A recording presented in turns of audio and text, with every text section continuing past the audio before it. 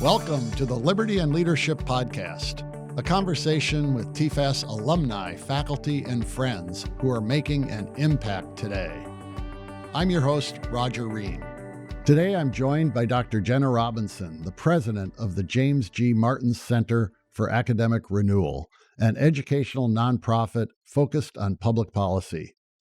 Jenna serves on the board of the Alumni Free Speech Alliance, the UNC Alumni Free Speech Alliance, and is a board member of the Board of Visitors at UNC Chapel Hill. Prior to joining the Martin Center, Jenna was the E.A. Morris Fellowship Assistant at the John Locke Foundation. She has also taught courses in American politics at UNC Chapel Hill, Southeastern Baptist Theological Seminary, and Wake Technical Community College. Jenna's work has appeared in several publications, including Investors Business Daily, Forbes, Human Events, and the Raleigh News and Observer. Jenna, I'm grateful you could join the Liberty and Leadership Podcast today. Thank you. It's great to be here, Roger.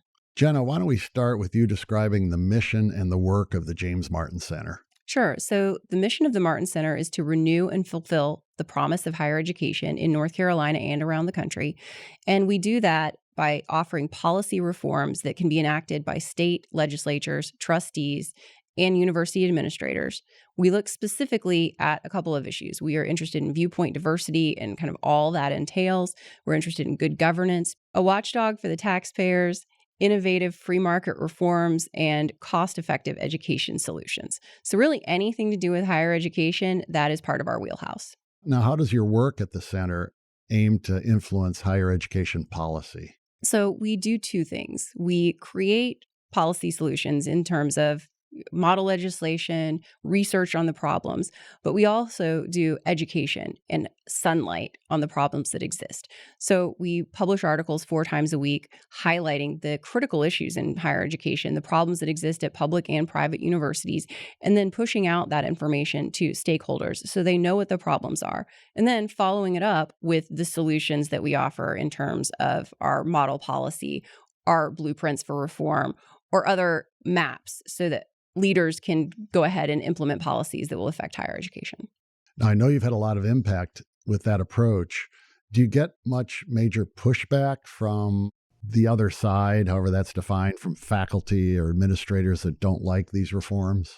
Absolutely. There's been a lot of pushback, either from people who say that the problems we identify aren't really problems or disagreeing about the solutions. We've had a lot of disagreements about, where faculty governance and where the lines really are, whether a university should be listening to the legislature or entirely faculty run.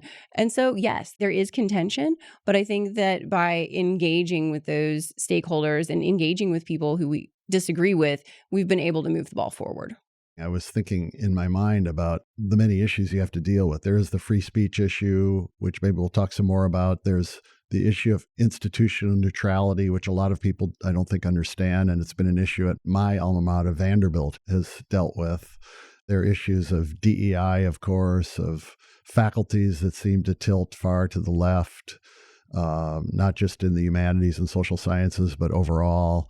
There are issues of course, student loans and funding and anti-Semitism that have sprung up over the years. But let's talk about some. Free speech is one that has been paramount over the past decade or more. And it seems to deal both with the cancellation of speakers on campus, as well as the censoring of students or faculty who want to speak out on issues. What are some of the problems you've seen in the area of free speech that you had to deal with? You've mentioned 2 of them, that faculty and students are censored in what they can say in the classroom or out of the classroom, and also speakers who are invited speakers by student groups or sometimes by the administration itself. There's pushback on campus and then they get disinvited. But the problems go further than that. There are the speakers who never get invited because the campus anticipates that those speakers would be too controversial. So we're missing out on all of that speech because just the anticipatory cancellation of those people. And then in the same vein, students are self-censoring. And I think that's one of the biggest problems and the hardest ones to tackle, because it's not a policy issue.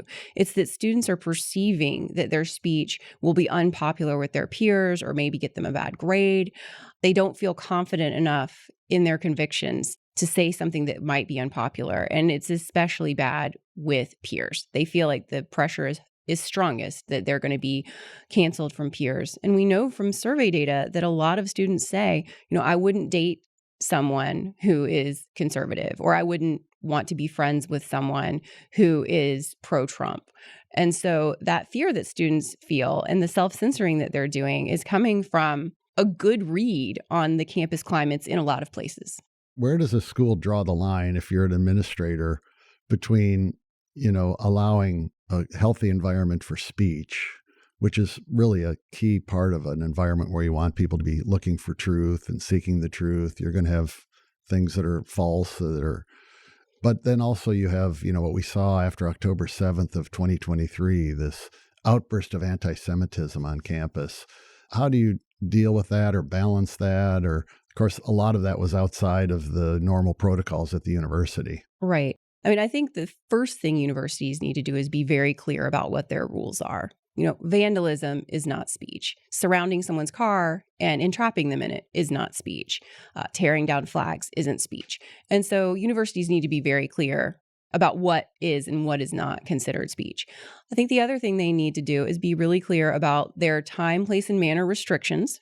So having a bullhorn and walking through a building where students are taking courses or through a library, again, that is a reasonable time, place, and manner restrictions. And then they have to enforce those restrictions. I think something that we saw after October 7th is that universities were not enforcing what they had on the books in terms of time, place, and manner restrictions in the hopes that the protests would die down. And that didn't happen. Everything just continued and continued to escalate. So I think that universities articulating their rules early and often and enforcing those rules as soon as they see problems is really essential to making sure that things don't get out of hand. Now, what is this issue of institutional neutrality? Because I know your center has dealt with that issue as well. So institutional neutrality is just saying that the institution itself won't take a position on political issues, controversial issues, unless those issues are central to the mission of the institution. So the institution can speak up if Congress is going to cut its funding or the president is going to cut its funding. That's central to its mission. But the institution, if it is being institutionally neutral, won't speak up on the situation in Israel kind of writ large. And the way I like to analogize it is to say that, ideas should have a level playing field, and the university is that playing field. Nobody gets home team advantage. No idea gets home team advantage. And so all of those ideas have to compete freely in a marketplace where the university isn't acting like the cheering squad or the fans for a particular idea. Now, how do you have the success you've had on the free speech issue in North Carolina? Did you work through university administrations or faculties or the boards of regents that you have in this state? So in North Carolina, a lot of different stakeholders worked on the free speech issue. The legislature passed a bill, but also each individual institution and the system itself adopted their version of the Chicago principles and their versions of institutional neutrality. Faculties have adopted such things.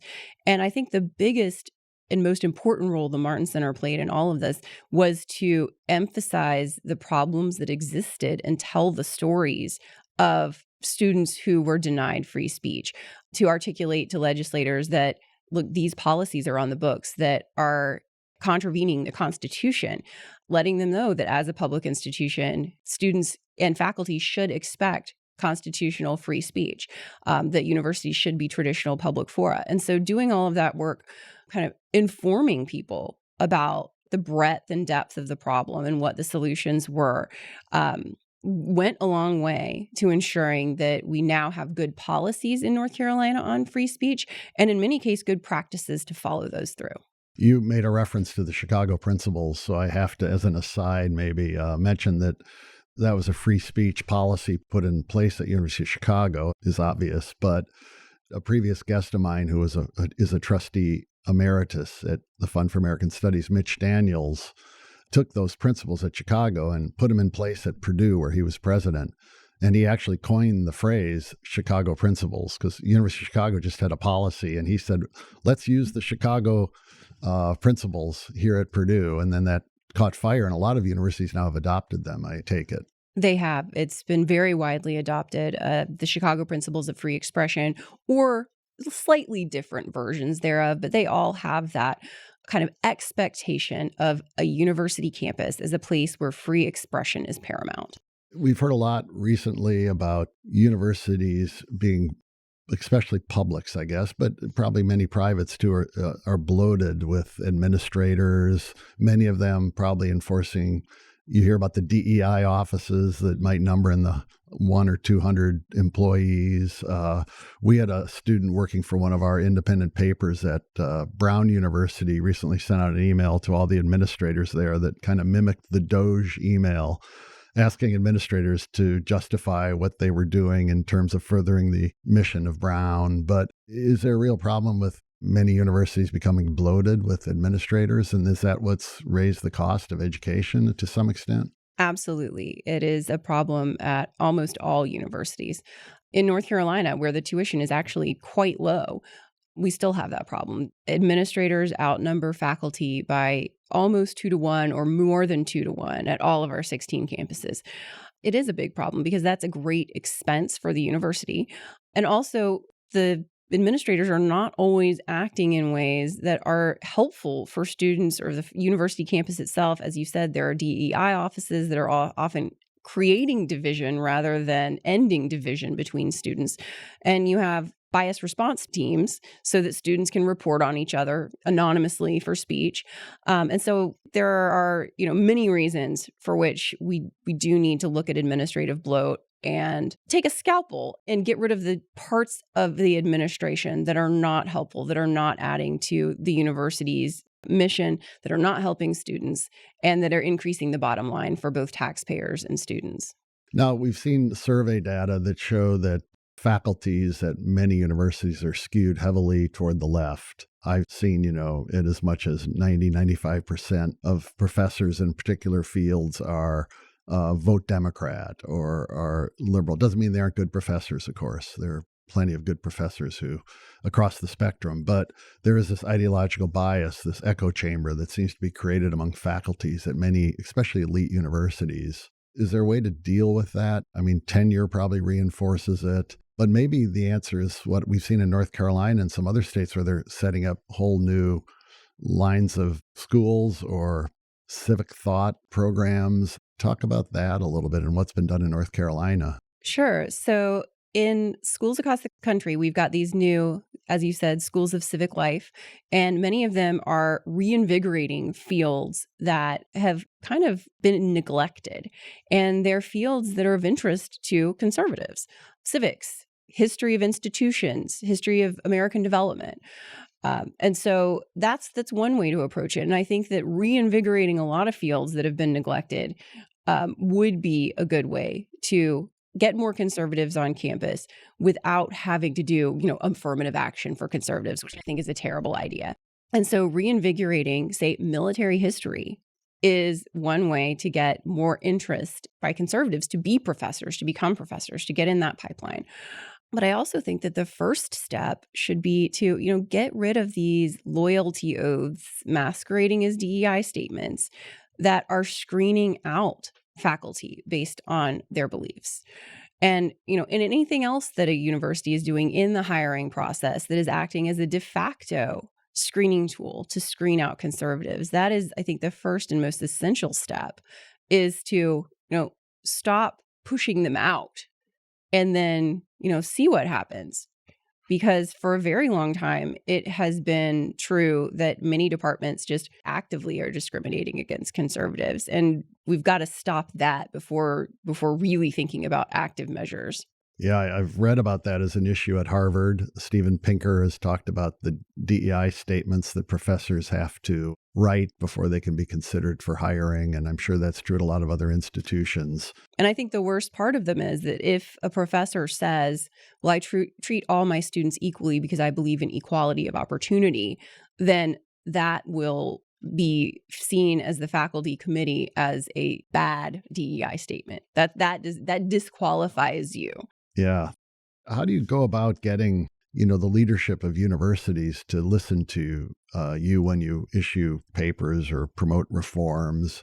Is it usually a combination of the legislature and the administration and the boards of regents of these universities that you have to kind of triangulate? But I mean, you've promoted a lot of really sensible reforms, and some have been adopted, some I'm sure haven't yet. What's kind of your strategic approach? Sometimes it just depends on which is the appropriate entity to do something. So an issue that we're very passionate about is accreditation. And we have a model bill on accreditation, and it does three things. It allows public universities in the state that adopts this bill to choose their own institutional accreditor. It says that all accreditors, both programmatic and institutional, can't force institutions, universities, to violate state law, and also says that universities can't accept or not accept transfer credits based on the accreditor of the institution that a student is coming from. And for something like that, the legislature is absolutely the entity that must act. And so in that case, we would, do a lot of promotion around our bill, do a lot of education on accreditation. So we write a lot about, what's going on currently with accreditation, how Betsy DeVos changed the accreditation environment to allow more choices, what can be done, and just continue to educate legislators and all actors really about changes that need to be made. And of course, we're promoting our model legislation at the same time. And so similarly, it's issue dependent, but in public institutions and public universities, it is these appointed actors who are the ones who can make the change. Did Secretary DeVos's reforms in that area of accreditation survive the 4 years of the Biden administration? They did. And 2 states, including North Carolina, have announced their intentions to have all their public universities leave their current accreditor and go to new accreditors. That's North Carolina and Florida. Are there accreditors that you think are much better than others? I mean, you don't have to name names, but I just thought maybe they all follow each other. And there are signs that they are going to try to differentiate themselves. And there are also new accreditors on the horizon. We have at least 3 that I know of that are attempting to go through the federal process to become accredited as new institutional accreditors. And I think that's very promising so that universities have more options and, I hope, a lot of differentiation, because different universities are trying to educate different types of students, are trying to do different amounts of research. They're in, serving different regions. And so we shouldn't expect our accreditors to look exactly the same.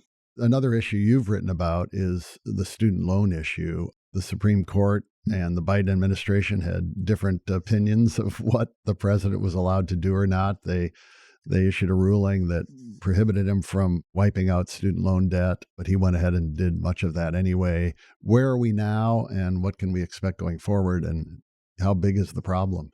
We are now in a place where we have a new proposed model of how student loans will work, where it's much simplified. So we have one income-based repayment plan and then the normal plan being proposed. And I think that would go a long way to simplifying what student loans look like and what students can expect.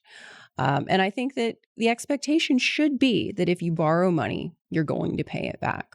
But I think what got us into this situation is that many universities encourage students to attend who they know are very unlikely to complete. And if a student attends a university, gets 1 year, 2 years under their belt, and then doesn't complete their education, doesn't graduate, that student is left with debt and nothing to show for it. And so I absolutely understand the anger that a lot of students feel about these student loans that are hanging over their heads. But I think that what we need and what has been proposed is to have universities have skin in the game. So that if students leave the university and cannot pay their student debt, the university is responsible for some portion of that debt. And that changes the university's incentives, right? It means that they no longer will try to attract students who they think have no hope of graduating. And it will mean also they will do more to ensure that students stay at the university. They will do more to ensure that students know what their options are for careers after leaving the university. And so it really just encourages the university to be more invested in the students that they recruit in the first place.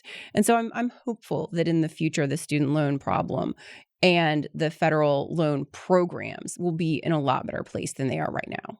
Before recording this conversation here, the Trump administration made an announcement through Homeland Security that they were going to prohibit Harvard from admitting international students. And I was astounded that I think it was 27% of Harvard students are international students. Yale had 28%. One estimate was Columbia had almost 50% international students. And one of the arguments about this was that Harvard accepts so many international students in part because they generally are revenue-paying, tuition-paying students, and it's a big source of revenue for the university. I imagine some get financial aid of some kind from Harvard, given their $50 billion endowment. Do you see that as a major issue at universities around the country, that they're accepting a lot of foreign students, or is that limited to just kind of the prestigious Ivy League and maybe some California universities? I don't know what you see in North Carolina. I think it is a problem that is just at our elite institutions. Most institutions across the country are, either regional public institutions or even flagship public institutions, and they're not admitting nearly that many international students. And so I think that this is something that, has in instances posed a problem. At Harvard, where we see some of the students who are coming in are bad actors. But it's not a problem at most of our public and private institutions across the country. What do you think about the Trump administration's effort to deny Harvard the ability to bring in these international students? I know it's a new issue you may not have studied. If that ends up being the case, that they can't admit any international students, I think that'll be a loss for Harvard, a loss for those students, and a loss for the country. And I think that there should be a way to thread the needle on that instead of just cutting off international students entirely. I agree with the sentiment that we shouldn't be allowing bad actors to come into our country under the guise of being students. But I don't think the solution is to end all international students to Harvard entirely. In the future of higher education, do you think there'll be a disruptive model that might change things dramatically? It wasn't that long ago where it seemed like online universities were going to be the thing. And obviously there are a lot of people taking online courses, and a lot of universities offering online education. But will the traditional campus where students go for 4 years still be the primary model for higher ed in the U.S. in the future? It's an interesting time right now because in addition to all these other issues we've talked about, there is an enrollment cliff that we're facing because people are just not having as many children as they used to. And 18 years ago, right about now, is when they stopped having as many children as they used to. So we're at this precipice right now where enrollment is going to decline steeply. And what that means is that universities have to already, and will have to even more, compete for students.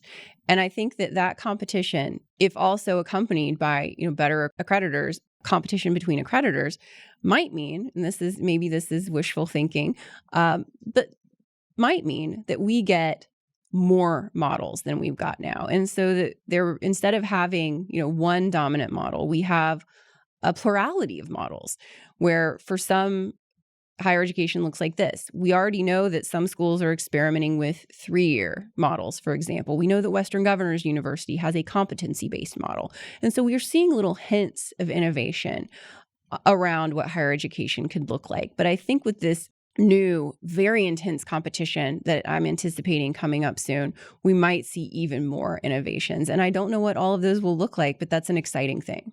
I actually have heard about a program that enables high school students to take online courses and then an exam to demonstrate proficiency so that they can get college credit and they can end up with a whole year of college credit before they enter college. Yeah, and absolutely. Get through in 3 years and save absolutely. a lot of money. Yeah, dual enrollment is a big thing too, where you're taking a class as a senior and it's counting for both your first year of college and your senior year of high school. And so there has been a lot of experimentation, and I think that's exciting. Now, a lot of us were astounded when the Trump administration announced they wanted to cut off federal funds to some of these elite universities like Harvard and Columbia and elsewhere, and astounded by the level of money that goes there. A lot of it's probably research dollars. I didn't look at the details, but is that common for a research university to be getting billions of dollars from the federal government? Is that true even at like big state universities? It's very common for the federal government to be the largest source of research dollars at an institution, regardless of the type of institution, if it's a research institution. And so that wasn't surprising. I mean, the magnitude of it, I think, when you look at it all together, it's a shocking number. But the federal government is the biggest funder of research, especially basic research in this country. And so I think that universities are doing that kind of research. And so I hope that there is a path forward so that we can figure out a way to have the federal government fund research in a way that makes sense, in a way that is unbiased, and in a way where we can restore the agreement between the universities and the people about what that money is supposed to be used for. Because I think that's really what happened, is the public trust was broken. The public gives a lot of money to universities, and they saw that universities were not spending it the way they expected it to be spent in ways that promote the public good. And I hope that we can rebuild that trust and that agreement so that the public and universities are both kind of moving together on a research program that makes sense for everybody. Now, one thing I didn't ask you is you're at the James G. Martin Center for Academic Renewal. Who is James G. Martin? So James G. Martin is a former governor of North Carolina, also a former congressman, but he got his start as a professor of chemistry. He taught at Davidson University, and he went to Princeton. And he was a notoriously hard grader. He didn't get very many A's at all. And during his time at Davidson and as governor of North Carolina, he was an education reformer. He was very interested in curricula. And he now serves on our board and is still a higher education reformer and is still involved with his alma mater, Davidson, and is just a role model for all of us in his diplomacy and in his reform-minded attitude.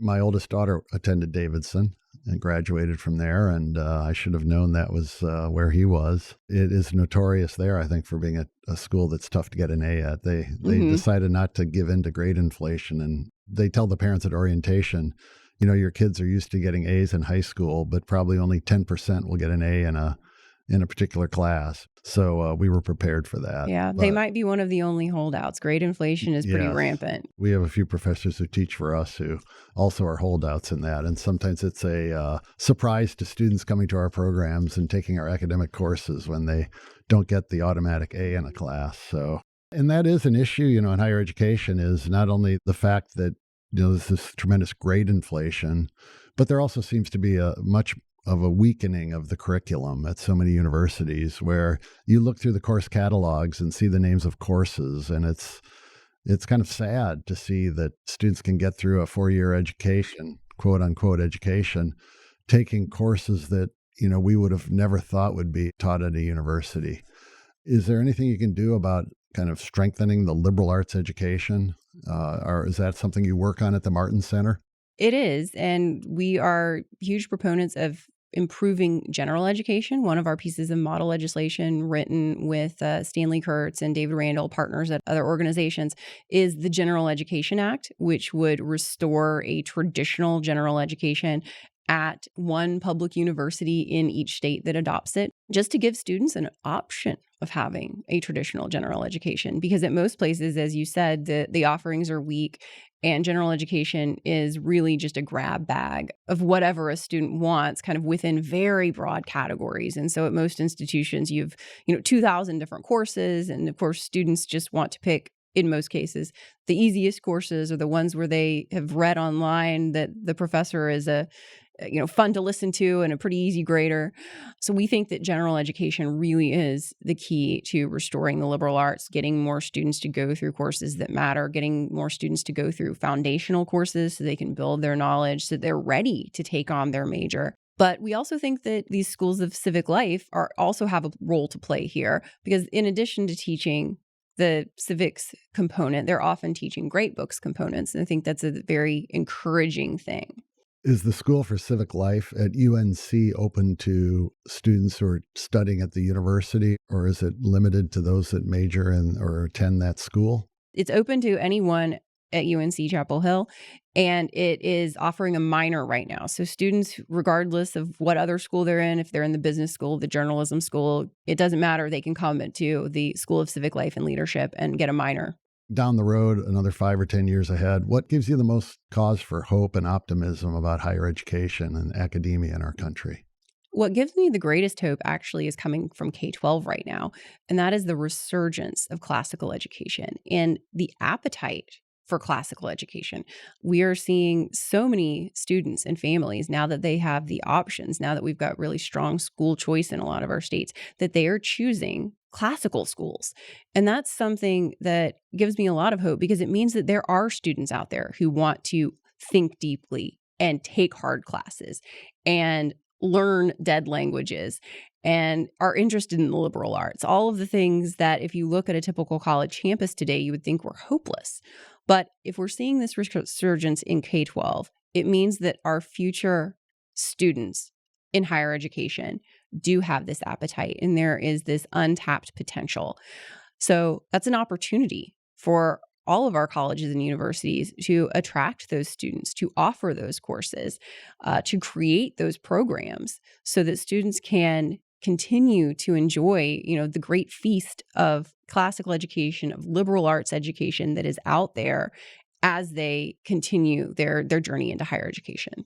That's great. I mean, it's a great organization, and anyone listening to this conversation can go to our website to find your address if they want to support the Martin Center. I think you do great work. You had me down there some years ago to speak, and you're still around today. So you survived that. But no, I think what you're doing is a model for the rest of the country. And the reforms you're making in North Carolina are having impact there, but hopefully will be spreading to other states, including my home state of Virginia, where we need more of the reform that you've done there. So congratulations on your 20th anniversary and all the work you're doing. And I hope you great success in the next 20 years. Yeah, thank you so much. Thank you for having me on. Thank you for listening to the Liberty and Leadership Podcast. If you have a comment or question, please drop us an email at podcast@tfas.org. And be sure to subscribe to the show on your favorite podcast app and leave a 5-star review. Liberty and Leadership is produced at Podville Media. I'm your host, Roger Ream, and until next time, show courage in things large and small.